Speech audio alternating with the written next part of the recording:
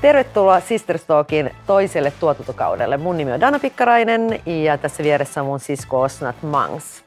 Me ollaan tapahtumamarkkinointitoimisto Sistersinkin sekä brändikumppanuustoimisto Matchinkin perustajat ja omistajat. Nämä yritykset yhdessä tarjoavat asiakkailleen kokemuksellista markkinointia. Me ollaan toimittu yrittäjänä nyt jo 18 vuotta. Ja näiden vuosien ja 3 perustamamme yritysten myötä niin tiedämme, mitä menestyminen vaatii. Voidaan sanoakin, että me ollaan intohimon rioamia. Tässä podissa syvennymme intohimoon itse yrittäjinä ja upeiden vieraidemme kautta. Me halutaan puhua menestyksestä ja nimenomaan intohimosta siellä taustalla. Meillä on vieraana henkilöitä, jotka ovat menestyneet omalla urallaan ja muuten vaan ehkä tehneet jotain merkittävää.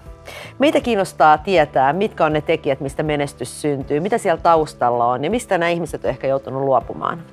Luvassa onkin siis suoraa puhetta oman vision toteuttamisesta ja itsensä johtamisesta ja niiden taustavoimasta, intohimosta. Tämän myötä meillä onkin ilo esitellä jakson vieraamme, ympäri maailman meriä seilannut kriisi- ja muutosjohtamisen asiantuntija. Hän on myös kouluttaja, puhuja ja Keinuva koti-podcastaja. Tervetuloa Tuomo Meretniemi. Hei Tuomo ja tervetuloa tänne Sister Studiolle, Sister Talkin pariin. Kiitos. Me tullaan tänään puhumaan intohimosta ja menestyksestä ja tällaisen maailmanmatkajana kun säkin olet, niin me uskotaan, että sulla on varmaan aika paljon kerrottavaa meille intohimosta ja näistä aiheista. Joten mennään suoraan asiaan. Ja mä kysynkin sulta ensimmäisen kysymyksen. Mitä intohimo sulle merkitsee?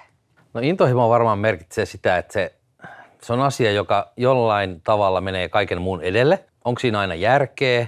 Yleensä ei.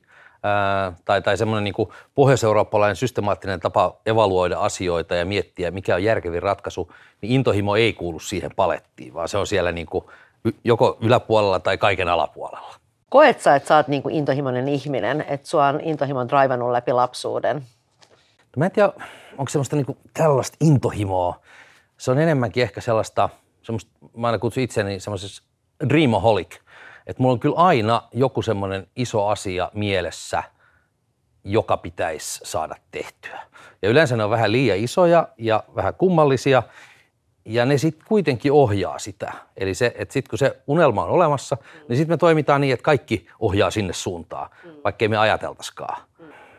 Intohimo monesti ajatellaan semmoista, että se on niinku semmoista niinku palavaa. Ei se ehkä sellaista ole mulla, mutta se on semmoista niinku pitemmän aikavälin ohjausta jonnekin suuntaan. Tavallaan kun sanot, että dreamholic, niin sittenhän sitä voisi myöskin miettiä, että tosi monihan unelmoi, mutta ne ei tee asialle mitään, että ne on kovin unelmoimaan, mutta ei toteuta. Jotenkin mä näen sussa, sulla on ollut isoja unelmia, sä oot oikeasti myös toteuttanut yhden, ehkä sellaisen unelman, että musta tuntuu, että joka ikinen maailmassa haluaisi toteuttaa tämän unelman, niin jollakin tavalla siellä on pakko olla intohimoa taustalla, että sä myös toteutat. Joo, siis unelmointihan voi olla ihan hienoa, vaikka ei ikinä tekisi mitään. Se voi olla pakopaikka tästä päivästä. Mutta ei se kyllä vie kauhean pitkälle sitten. Se unelman toteuttaminen vaatii vaan sitä, että sitten pannaan päiväkalenteri.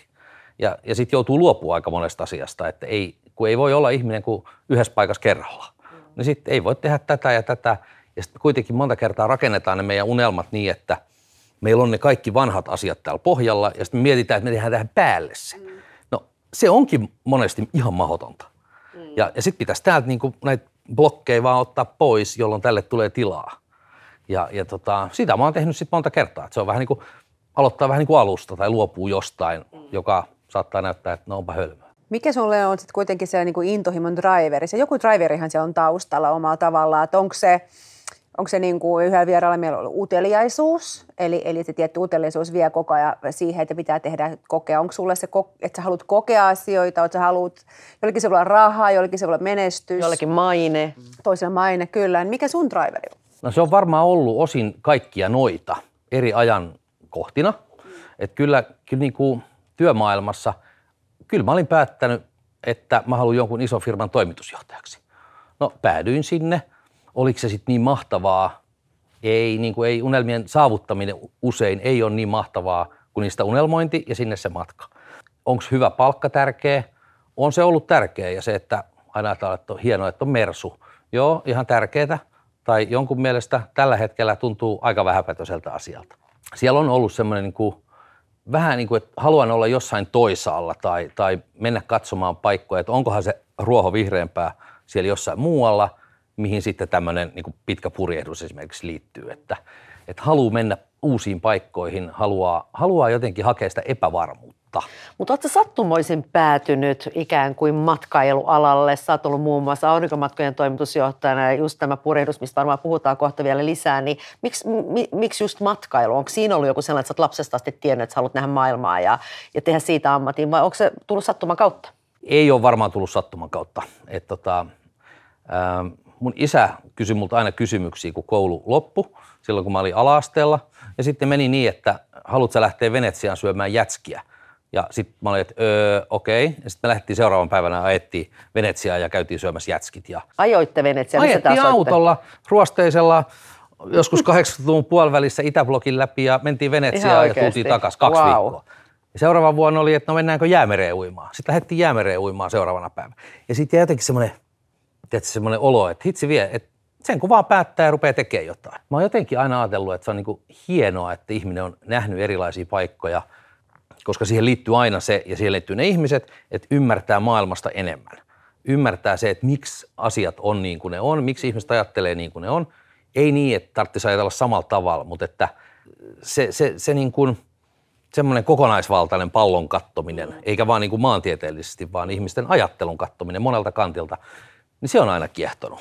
Että se on, että aina voisi sanoa, että no mutta toisaalta näin ja toisaalta näin. Se on hirveän kiehtovaa. Musta se on mielenkiintoista, että tässäkin tarinassa löytyy niin kuin niitä yhtymäkohtia meidän aikaisempiin tarinoihin, eli tänne kertomuksiin, meidän vieraiden kertomuksiin. Eli se tietyllä tavalla, jos sieltä kotoa on niin kuin tiedäksä ammennettu tietyllä tavalla siihen kasvatukseen tapaan niin kuin oli se sitten toisaalla oltiin hyvin sosiaalisia tai toisella on hyvin vahvasta kulttuurista tulleet vanhemmat ja näin poispäin, niin sulla selkeästi sun isä on niin kuin mahdollistanut sulle sen tietyllä tavalla sen niin kuin saavuttamisen tunteen ehkä ja sitten semmoisen niin kokemuksellisuuden tosi pienestä. Seikkailun tunteen niin, että sulla ei ole tullut niin kuin semmoista, että sä oot niin kuin tajunnut heti nuoresta pitää, että kaikki on mahdollista tietyllä tavalla, että ei ole niin minkälaisia mikä tämä on, obstacles. Joo, ajatus siitä, että voi tehdä mitä vaan, ei ole niitä esteitä. Ja on sitten, sä oot oikeassa, se menee perheessä, meidän lapset huomaa aina kun mennään jonnekin ja sitten tullaan takaisin, niin koskaan ei mennä samaa reittiä ja sitten lapset aina, että nyt mennään taas Kaapoukin reittiä, koska koskaan ei pidä mennä samaa tietä, vaan aina keksiä joku uusi kiertotie. Ja menee se varmasti meidänkin lapsille. No sä oot selkeästi vienyt sun lapsille eteenpäin sitä, mitä sä oot sun isältä saanut, eli sen seikkailun, innostuksen ja seikkailun nälän.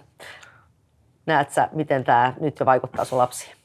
No näenkö kokonaan? En varmaan vielä, ja eikä lapsetkaan näe. Eli nyt kun me oltiin siis monta vuotta asuttiin purjeveneessä ja lapset oli niin pieniä, että siitä muodostui oikeastaan se kokonaisuus, mitä heidän elämä on. Että ei he ymmärtänytkään muuta. Niin nyt toisaalta sitten vähän sen jälkeen niin näkee, että nyt lapset rupeaa tajumaan, että oho, se onkin ollut aika erilaista. Ja et ei kaikki ole asunut purjeveneessä tai kaikki ei ole purjehtinut tongalle, tai, joka on niin kuin täysin itsestäänselvyys.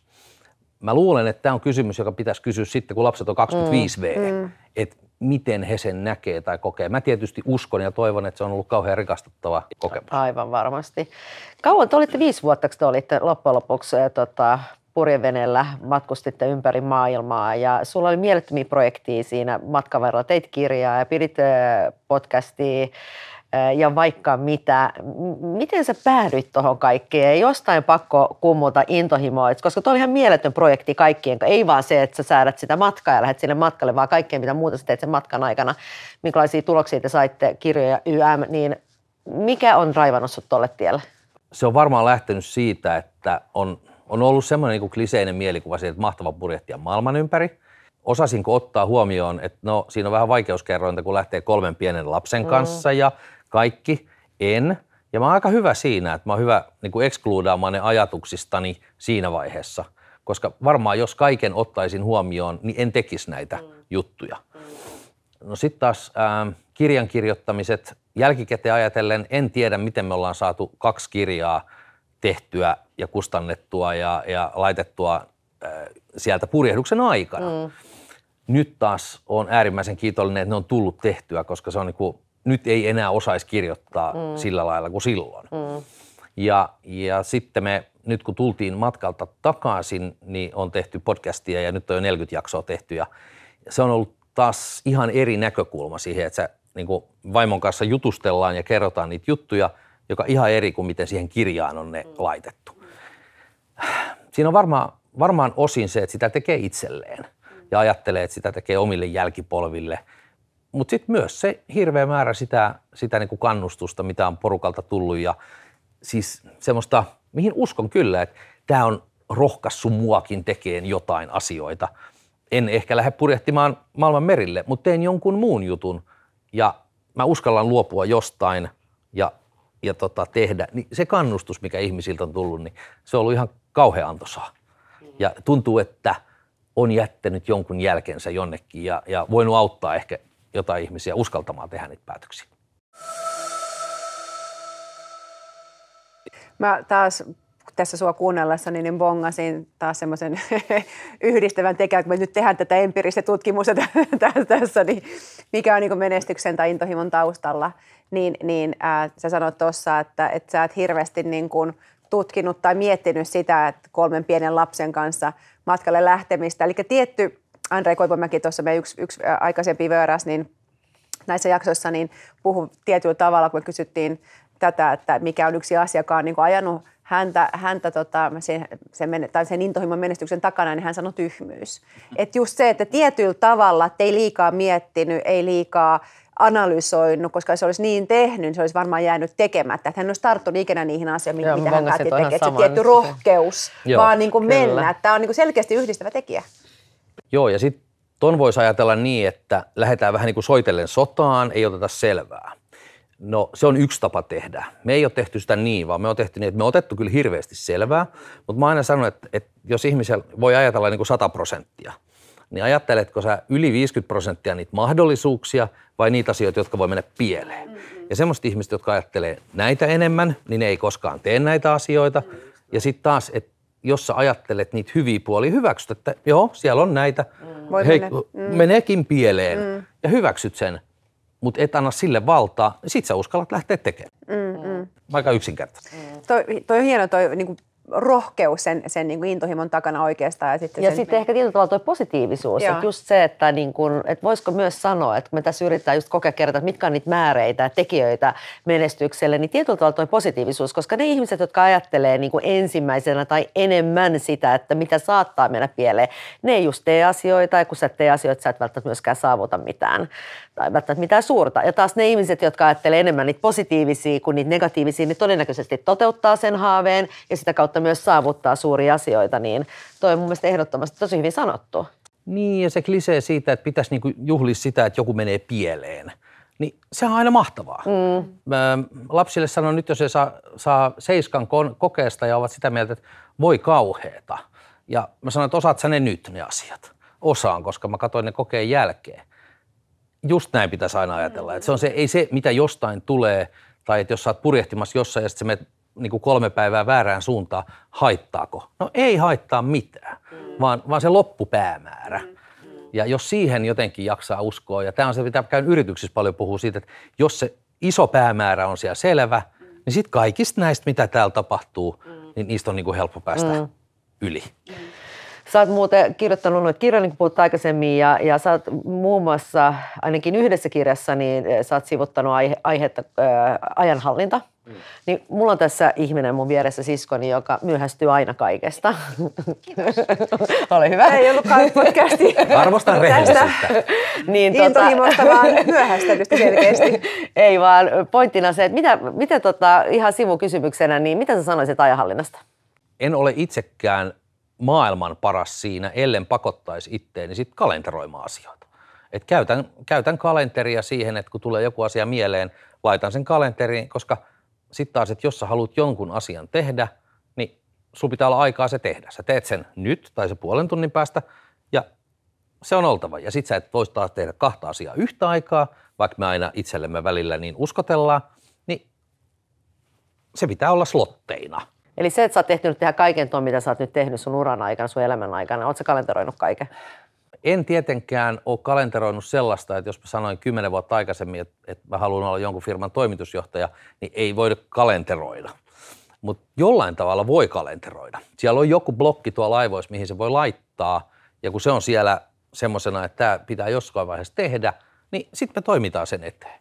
Ja samoin tuossa niin johonkin purjehdukselle lähdössä, niin se piti vaan laittaa kalenteriin. Olisi ollut aika monta hyvää syytä, miksi just nyt ei ole hyvä aika, tai miksi se on vaikeaa, tai miksi ei ole taloudellisesti järkevää, tai mitä ympäristö ja tuttavat ja vanhemmat ja kaikki muut sanoo. Mutta jos sulla on se, sä oot sanonut sen 1,5 vuotta aikaisemmin ääneen, että sä lähdet julkisesti, niin sit se on vähän pakko tehdä. Just näin. Ja toi on hyvä. Selkeästi, kun sä puhuit tästä niin kuin tuttavat ja muut perhe, mitä ne sanoo, niin selkeästi sä et ole antanut paljon painoarvoa sille, mitä muut sanoo tai mitä muut on mieltä sun tekemisistä. No kyllä mä sille jonkunlaisen painoarvon annan silloin, kun ne on ihmisiä, joilla on oikeasti merkitystä.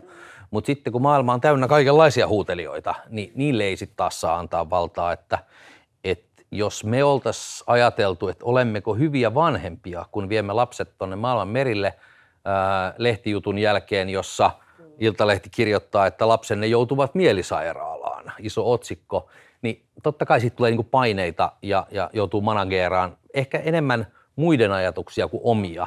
Että kyllä me itse tiedettiin, että tämä on ihan järkevää ja hyvä juttu ja näin, mutta aika moni muu oli epäileväinen. Oliko oikeasti tollainen otsikko? Oli.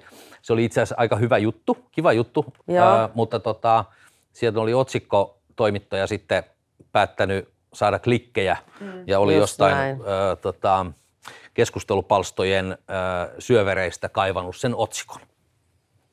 Mutta että kun tämmöinen otsikko on, niin sitten ympäristö voi ajatella, että onkohan tässä muuten mitään järkeä. Just näin. Tuliko teillä kertaakaan tuon niin kuin matkan suunnittelun aikana tai itse matkan aikana niin sellainen hetki, että vitsi, että me mogattiin, että ei olisi pitänyt tehdä tätä tyhmiä tai joku sellainen hetki, että sä kaduit tai te kaduitte? Ei, kertaakaan ei kaduttanut sitä, että mitäs lähdettiin. Ja mä luulen, että se oli isosti se, että se ei ollut niin kuin mun unelma, vaan se oli meidän perheen yhteinen. Ja joku saattaa ajatella, että höpö, ei vaimo halua lähteä tommoselle matkalle. Mutta se olikin muokkautunut semmoiseksi, että se ei ollut mikään sankaripurjehdus, vaan että siitä oli tullut semmoinen muutetaan perhe-elämä veneeseen projekti, jolloin se on ihan eri lähestymistapa. Totta. Ja silloin siinä ollaan yhdessä ja päätetään, että selvitään, mutta ei me kertaakaan oltu varaamassa lentolippuja tai mietitty, että myydään vene pois. Ja totta kai harmitti monessa paikkaa ja potutti ja miettii, että olisi pitänyt tehdä enemmän jotain valmistautumista tai olisi pitänyt olla joku varaosa, jota ei ollut ja sitten tulee todella paljon hankaluuksia. Ei mitään sen suurempaa. Mutta ei mitään sen suurempaa. Ja olemme vielä naimisissa. Ihan mieletöntä. Joo, toi ihan mieletöntä, että sä oot niinku pienessä, tai mitä kuinka pieni se paatti on, mutta pienessä kuitenkin tilassa vaimon kanssa 24H, 4,5 vuotta, niin miten se on mahdollista? Mä menin kannelle, kun rupesi ottaa päähän. Ja lapset oli 7, 5 ja 3, kun me lähdettiin. Herran Jumala. Mutta siitä johtuu ehkä se niinku suurin oppi, mikä meillä koko matkalla tuli. Ja se oli se, että meistä tuli aika hyviä yhdessä asiassa ja se oli se, että me opittiin sanoa, että anteeksi. Tai saat anteeksi, koska eihän tommosessa pienessä veneessä, niin et sä voi murjottaa. Oli siellä se keulapiikki, mihin sit aina välillä vapaaehtoisesti ja välillä ohjattuna porukka meni, mutta kun se on niin pieni, niin se on ihan itsestään selvää, että tämähän on nyt ratkaistava ja sitten bygones ja mennään eteenpäin. Tavallaan koulu, mikä haluaisi tarjota kaikille. Niin. Ja se on niin kuin, että kun se oli pakko oppia, niin sitten se opettiin. Meillä on muuten elämässä vähän liikaa tilaa sille, että me voidaan ajatella, että no mä en halua olla noiden kanssa tekemisissä, mä en halua tehdä ton kanssa töitä, kun kuitenkin pitäisi pystyä siihen. Ja sitten tuommoisten niin kuin kokemusten kautta, että sitten kun välillä huudettiin ja sitten kun ne oppii sanoa, että hei nyt, tää oli tässä ja anteeksi, nyt mennään eteenpäin, niin mä uskon, että siitä tuli aika hyvä, niin kuin, se on tiimivalmennuksen perusasia, jota jos me kaikki muistettaisiin myös työpaikoilla tehdä aina, niin menisi aika paljon paremmin. Minusta tuo olisi niin ihan ehdoton, jokainen joutuisi, tai jokaiselle tekisi hyvä joutua pieneen paattiin puutavaksi vuodeksi jonkun läheisensä kanssa opittella sanomaan anteeksi. Se anteeksi sanominen on aika monelle ihmiselle niin kuin ihan ylitsepääsemättömän vaikea asia. Että myöntää silloin, että oli itse väärässä, tai vaikka ei olisi mielestään väärässä, niin se, että on tehnyt toiselle tietyn tunteen tai aiheuttanut jotain. Just näin. Teillä on toi tavallaan iso unelma takanapäin tehtynä. Sanoit, vilautit tuossa, että ehkä jatkatte vielä, mutta mietin vaan itse, että jos mä olisin saavuttanut tuollaisen mega-unelman ja tehnyt sen, niin mitä seuraavaksi? Onko se enää mitään sellaista, mistä tulee sellainen fiilis, että saa ihan megamoiset kiksit? No me oltiin juteltu aika monen semmoisen kanssa, joka oli ollut pitkään purjehtimassa ja se suurin kulttuurishokki tulee sitten, kun tullaan takaisin. No nyt tietysti on niinku töiden kautta ja siinä, että lapset sopeutuu suomalaiseen kouluun ja muuta, niin se on ollut kauhean jännittävää. Ja me on nautittu Suomesta, kun tulee sähköä ja vettä ja on lämmintä ja ei tarvitse miettiä tuulisena päivänä, että onko talo paikallaan aamulla. Mutta joo, se on siellä unelmossa vielä, että se matka jatkuu. Kyllä mulla on nyt yksi saariprojekti tuolla mietinnässä tai tekeillä tuolla Turunmaan saaristossa ja sitten mulla on ollut aina semmoinen unelma, että mä haluaisin, että mulla olisi joku pikku mökki paikassa, josta näkee pitkälle. Ja nyt mä oon käynyt sitten tuolla Sisiliassa semmoisella vuoren huipulla katselemassa paikkaa, josta näkee pitkälle ja merelle. Wow. Siellä ei ole mitään, mutta joskus siellä ehkä on mökki. Kerro vähän, mikä niinku sen sun menestyksen tai intohimon niinku hinta on kuitenkin ollut? Sä oot varmaan maksanut tai oletko maksanut kovaa hintaa tietyllä tavalla, että jos sä saat jotain noinkin isoja kokemuksia, sä oot joutunut luopumaan jostain mahdollisesti, ottamaan riskejä. Oletko sä ottanut matkalla taloudellisia riskejä, muita niin kuin tietoisia riskejä vai? On kyllä ja on tullut turpaan. Mä oon ollut useamman startup-yrityksen kanssa niin kuin auttamassa ja myöskin sijoittamassa ja onko kaikki mennyt maaliin hyvin? No ei ole mennyt. Onko sitten taas niin kuin siinä, että jos mietit, että sä oot hyvässä duunissa 4 vuotta tai sä oot 4 vuotta purjehtimassa, niin mikä sen niin kuin taloudellinen hinta on? No, sitä voi miettiä, aina tulee paha mieli, jos sitä niin kuin miettii, mutta en mä tiedä, onko se nyt ollut sit liian kova hinta, että sitten taas, että jos voi tehdä asioita, niin pitäisi tehdä niin kuin nyt niitä asioita, koska sitten voi olla, että terveys tai mikä tahansa asia johtaa siihen, että niitä ei voi tehdä. Et liikaahan me nähdään niitä tarinoita, että sitten kun jään eläkkeelle, niin teen jotain ja en voikaan sit syystä tai toisesta tehdä. Ja sitten kadut. Sitten se niinku pankkitilin nollien määrä, sille ei ole paljon merkitystä siinä vaiheessa sit enää. Mä vielä jatkan tuota Ossatin kysymystä. Koet sä, että sä et ole luopunut mistään? Onko jotain, mitä sä koet, että hei, kyllä tästä mä oon joutunut luopumaan? Tätä mä en saanut, kun mä tein tämän projektin. Toisaalta kun mä ajattelen aina just niin, että kun ei voi olla, että totta kai ei voi olla 2 paikassa samaan aikaan, niin en tiedä, onko se luopumista sitten, että päättää olla toisessa paikassa, koska sitten jos mä olisin valinnut toisen paikan, niin sitten mä olisin luopunut tästä. Että ainahan se on niin kuin luopumista. Kyllä tietysti niin kuin, se, että kuinka paljon on voinut olla Suomessa ystävien, tuttavien, vanhempien kanssa tekemisissä sen vaikka 4 vuoden aikana, kun ei käyty kertaakaan Suomessa, niin totta kai siinä on, on tehnyt valinnan tai trade-offin. Ja mun isä oli muistisairas, menehtynyt viime vuoden lopulla, mutta me saatiin olla viimeinen vuosi niin, että oltiin yhdessä ja hän tunnisti. Ja se oli toisaalta mahtavaa, että COVID vähän pakotti meidät tänne näin. Niin siinä kyllä vähän kohtalonkaan tekemistä. Niin, kyllä. Mikä mua kiinnostaa vielä, että mitä menestys tarkoittaa sulle? Mitä sä sen niin kuin näet? Jollekin se on just sitä rahaa ja valtaa. Ja mikä se on sulle? Milloin sä olet mielestäsi menestynyt?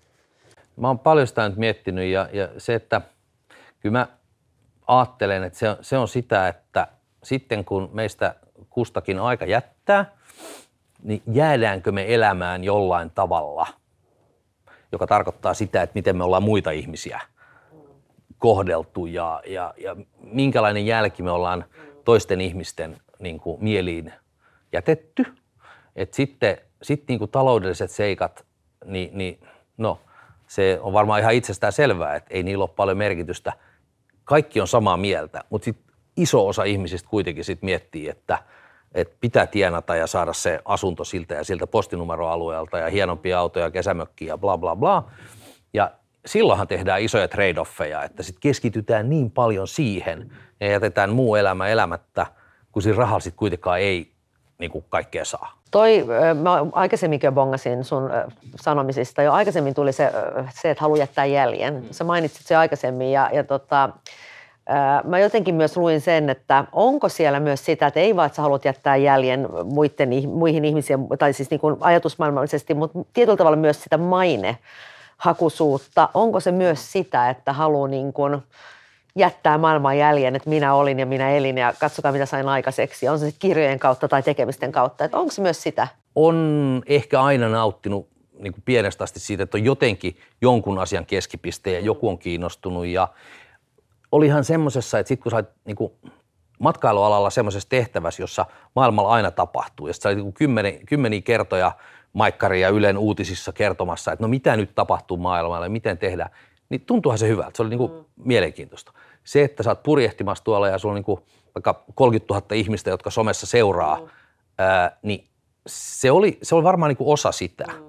Mutta en mä usko, että se on niin kuin egotrippi sinänsä, että tommosia asioita ja trade-offeja tekisi sen takia, että sulla on muutama 10 000 seuraajaa somessa. Enemmän sitten se, että nyt kun on tullut palautetta podcastista tai niistä kirjoista, niin se on niin kuin kauhean hienoa, että sitten ihmiset on rehellisesti sitä mieltä, että on joku jotenkin pystynyt auttamaan tai että siitä on tullut niin kuin hyvää. Jotkut jopa sitä, että podcasti on niin hyvä, että siihen nukahtaa hyvin. Mä oon miettinyt, että onko tämä hyvä vai huono, mutta hyvä niin, jos voi auttaa siinä. Joo, ihan mielenkiintoista. Mä vaan itse mietin just sitä, että onko se jopa noloa sanoa ääneen, että minä haluan tehdä jotain maineen, niin kuin että se maine jää ja että jättää jäljen, mutta kyllä mä huomaan, tietyllä tavalla me ollaan puhuttu tässä meidänkin taustoista, että ollaan tultu niin kuin köyhistä oloista ja ehkä on vähätelty ja mitä kaikki on kokenut. Ja sitten vielä sen lisäksi mä huomaan sitä kautta, että mä oon jäänyt lapseton ja jäänyt niin kuin ilman lasta, niin mulla on vielä ehkä vahvempi se, että hetkinen, että mulla ei ole ketään jälkeläisiä, joka muistelee mua tai jotka kertoo musta eteenpäin, niin kyllä mulla on vaan siellä pakko myöntää, että kaikki nämä tekijät tekee sen, että haluaisi jättää jäljen, että haluaisi tietyllä tavalla jättää merkin. Kyllä mä luulen, että siellä on lapsuudesta semmoinen, mä olin erittäin hankala tyyppi koulussa ja tuli semmoinen olo, että kukaan ei usko, paitsi vanhemmat usko. Ja sitten aina ollut vähän semmoinen, että mä teille kuule näytän. Niin kyllä semmoinen on se niin kuin driveri ollut monta kertaa. Ja sitten taas ei ole ehkä halunnut mennä semmoisiin niin kuin normaalipiireihin, vähän katsonut niin kuin pitkälle nenälle, sanonut, että no mä nyt teille näytän. On siinä sellaista varmaan taustalla, mutta sitten taas, jos se olisi se pelkkä driveri, niin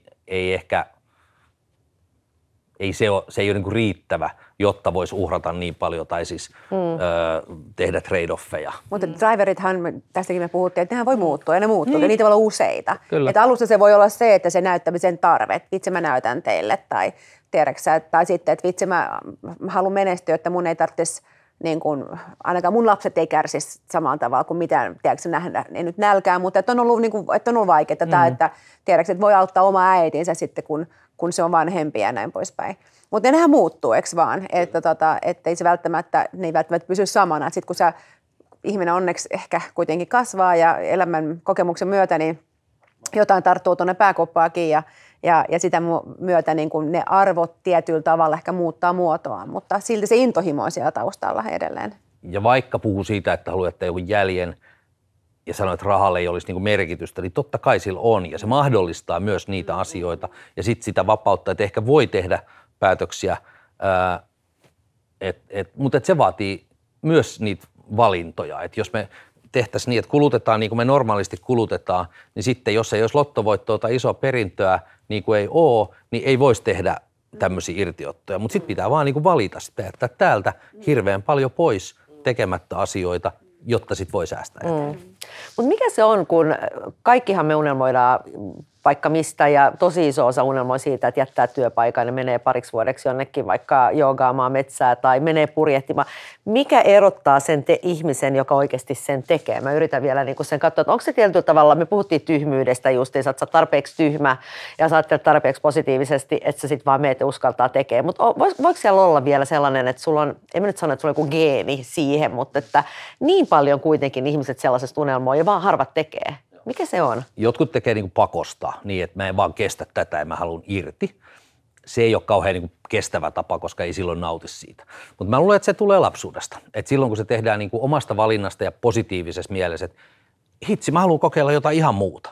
Uskallanko mä tehdä sen? Niin kyllä se semmoinen perusturvallisuus, mikä on tullut kotoa jollain tavalla vanhempien ja sen ympäristön niin kuin luomana jotenkin tai yhteisesti, että tulee mitä tulee, niin aina on pärjätty ja pärjätään. Ja sitten mä ehkä tuohon sanoisin kanssa, että joo, että mun tuli yhtäkkiä meidän äiti vahvasti mieleen, että tietty esimerkki, että niin. Sä voit saada sen tosi vahvan esimerkin jostain ihmistä, joka pärjää, eikö niin? Että silloin vähän niin kuin kaikki against all odds, tiedäks. Ei ole välttämättä, meidän äidillä ei ollut kielitaitoa, ei ollut rahaa, 2 lasta ja yksinhuoltajana tosi ulkomaalainen Suomessa vielä. Mutta niin kuin tiedäksä, härkäpäinen siinä mielessä, että päätti, että pärjää ja teki montaa duunia ja me saatiin syödäksemme niitä hedelmiä, mitä hän oli kotimaassaan saanut, mutta ne oli niin kalliita siihen aikaan Suomessa, niin ei voinut ostaa, tiedätkö? Mutta että sä näet lapsena, että se määrätietoinen nainen vetää vaan eteenpäin ja niin kuin luo sitä, eikä koskaan oikeastaan valittanut myöskään, vaan niin kuin se oli semmoinen, tiedätkö, ehkä se esimerkki on myös semmoinen, joka... Niin, ja mä ehkä bongasin tästä, ei vaan sen esimerkiksi, mutta sen turvan. Niin. Eli tavallaan ihminen, joka kokeilee jotain ja vaikka menettää kaiken, kaatuu, niin sillä on niin turvallinen tukiverkosto, että se tietää, että sillä on paikka, mihin mennä, se ei joudu kadulle. Tavallaan, että sillä on se ympäristö ja se tukiverkko niin turvallinen, että se uskaltaa ottaa riskejä. Mutta sitten on oikeasti ihmisiä, jotka ei voi, ne yksinkertaisesti vaan voi ottaa niitä riskejä, että niillä ei ole mitään tukiverkkoa. Että musta tuntuu, että toi turva on oikeasti yksi sellainen kanssa vahva tekijä siellä taustalla, että sä uskallat. Ja siitä on vaikea pinpoittaa sitten, että mikä yksittäinen juttu on johtanut tai minkälaisella mallilla siihen voisi niin kuin koulia. Eihän se ole kauhean monimutkaista. Se on niin kuin sanoit, esimerkin kautta siitä, että pitää olla niin kuin tavoitteet ja mennä niitä kohti eikä lannistua. Se pitää halata paljon, se pitää kertoa, että mä oon ylpeä susta ja että lapsille tulee semmoinen olo, että hei, että mä olen tärkeä ja mä pärjään. pystyn mihin tahansa. Niin. Ja se ei ole niin kuin koulun ongelma. Tai koulu ei edes pysty sitä niin kuin kauheasti tekemään, vaan se tulee sieltä vanhemmista. Tai muusta lapsuuden tukiverkostosta. Meillä on tämmöinen siskosten grilli-niminen liekkimielinen kisa. Okay. Tai ehkä visailu enemmän. No visa, joo. Me ei sitä kisaa oteta osaa muuta kuin me kommentoidaan ja analysoidaan vastauksia. Mutta otetaan se tähän väliin. Eli me sanotaan väittämiä ja sä saat valita näistä vaan toisen. Sen, joka sun mielestä parhaiten kuvaa sinua itse. Ja tavoitteena toki, että sä vastaat mahdollisimman nopeasti näihin kysymyksiin. Jep. No niin, aloitetaan. Yksin vai yhdessä? Yhdessä. Piiskaa vai porkkanaa? Porkkanaa. Raha vai maine? Maine. Jooga vai triathlon? Jooga. Kauhalla vai lusikalla? Kauhalla. Usko vai rakkaus? Rakkaus. Maalla, merellä vai ilmassa? Merellä. Loma kotimaassa vai ulkomailla? Ulkomailla. Mikä eläin kuvaa persoonallasi parhaiten ja miksi? Karhu. Sano vielä nopeasti, miksi karhu? En tiedä, musta karhu on kauhean rohkea. Noniin, rohkeus. Noniin. Saa Tautille saarelle mukaan 2 asiaa. Mitä ne olisi? No, mä oon ollut aika monella autiosaarella ja mä oon ottanut oman porukan ja tulitikut. Oman porukan. Tuo oli hyvin sanottu. Kompa, hyvä. No sit viimeisenä, nimeä 1 asia tai tekijä sun menestyksen takana. Ihan 1 asia vaan. Tuli tämmöinen pitkä jatkumo. Mä en halua toistaa sitä rohkeutta enkä uskaliaisuutta. Ehkä se on luottamus. Tämä on ihanaa, koska kaikilla on tullut ihan eri. Oli just se tyhmyys oli siellä yhtenä ja luottamus, uteliaisuus yhtenä. Ja nämä kaikki on oikeasti tekijöitä, jotka on tärkeitä olla ja jotka on varmasti menestyksen takana. Miksi muuten kauhalla eikä lusikalla? Mä tykkään maalata isolla pensselillä johtuen ihan siitä, että kun tekee paljon, niin sitten tulee niitä oikeitakin juttuja. Ja kun elämä on aika sattuman kauppaa monta kertaa, eli pitää tehdä paljon juttuja, niistä tipahtelee sitten ne hyvät jutut. Että semmoinen kauhean tarkka suunnittelu ja itselleen uskottelu, että mä tiedän, miten tämä pitää tehdä, niin se on itsensä huijausta. Pitää vaan mennä ja sit monta kertaa ne on niinku, ei ne ole sattumia loppujen lopuksi ne hyvät jutut, mitä tapahtuu, vaikka ne vähän on, mutta että pitää pyrkiä siihen suuntaan. Ja sitten mikä se lopputulos on, niin se on jotain sinne päin, yleensä paljon parempaa kuin mitä me osattiin edes kuvitella. Tämä on musta tosi ihana kuulla sulta ja jotenkin mä reflektoin tosi vahvasti sitä siihen meidänkin niin kuin yrittämiseen ja meidän tekemiseen, että mietitään covidia ja yhtäkkiä tiedätkö, meidän business meni täysin alta ja ei tapahtumia livenä ja sitten ollaankin virtuaalimaailmassa ja omalla tavallaan niin kuin ehkä me ihan hetkeksi viikoksi 2 lamaannuttiin, tuli semmoinen, että ei niin. Mutta ei helkkari. Mutta just se, että tietyllä tavalla sit vaan, että okei, me lähdetään tekemään tätä. Että okei, totta kai striimauksia oltiin tehty siellä täällä niin kuin live-tapahtumien yhteydessä, mutta että virtuaalistudio, missä mekin nyt istutaan, tai että virtuaalitapahtumakonsepteja, mitä, miten, miksi, tiedäksä. Ei mitään kysymyksiä, vaan särkää sarvista kiinni ja omalla tavalla. Se on ehkä ollut meidän niin kuin tekemisen ja jos nyt näin voi sanoa, että menestymisen niin kuin se yksi resepti, että me tehdään eikä meinata. Me aina otetaan se, niin kuin, tiedätkö, härkää sarvistakin, aina vaan niin kuin, sit selvitetään. Ja jonnekin päin se menee sinne. Eikä pidä panikoida, vaan pitää niin kuin englantilaiset sanoa, että I put a kettle on, ja sitten juoda kuppi teetä ja funtsata ja sitten tehdä. Mutta sitten pitää tehdä. Eli se, että lapset tietää kyllä hyvin meillä, kun pitää, että mitä pitäisi tehdä, kun ei tiedä, mitä pitäisi tehdä. Niin pitää tehdä jotain. Koska se, että ihmiset panikoituu ja jää eikä tee mitään, niin se oikeastaan koskaan ei johda hyvään. Sitten taas se, että tehdään jotain ja sitten se, mitä tämän päivän yritysmaailmassa pitäisi joka päivä tehdä, niin joka päivä pitäisi tehdä niin kuin uusi suunnitelma, koska ulkoiset tekijät muuttuivat. Mutta tämä on hirveän vaikeaa, koska sitten sun pitäisi organisaatiolle niin kuin johtajana pystyä kommunikoimaan, että miten tämä nyt taas muuttuu. Että onko mä ihan tuuliviiri, kun mä muutan koko ajan. Niin joo, olen oikeasti niin kuin rehellisesti tuuliviiri mikroasioissa, mutta jos se yhteinen tavoite on täällä selkeä, niin sitten tässä pystyy just.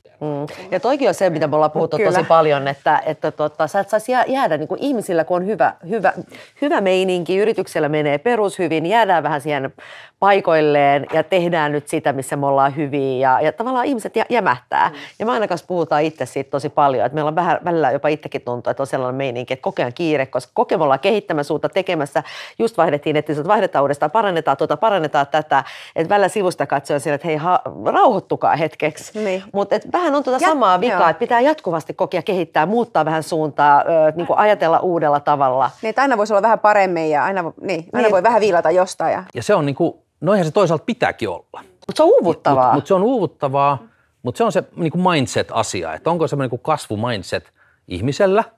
Ja jos sellainen on, niin sitten se ei olekaan, se on positiivinen, halutaan muuttaa paremmaksi asioita, eikä suhtauduta niin, että voi hemmetti, kun nämä taas muuttuu. Että eikö nyt voitaisiin vaan tehdä vähän aikaa tätä. Ja tämä on niin kuin asia, jota pitäisi puhua, jos ei kotona, niin ainakin koulussa sitten ihmisille. Että näin ajattelemalla päästään tosi pitkälle. Mutta sitten mun mielestä me tullaan taas siihen sitten, että tietyllä tavalla nämä kaikki asiat liittyy yhteen, eikö niin, toinen toisiinsa. Mutta tämänkin takana on intohimo, eikö niin? Intohimo, olla parempi, tiedäksä, parantaa, kasvaa, kehittyä, oppia. Että omalla tavalla siinä on sitten taas se driveri, ainakin meillä kahdella, että sä et pysty niinku sietää sitä tai se ei tee sulle hyvää, että sä jäät ikään kuin, että sä jäät paikoillesi, vaan jatkuvasti.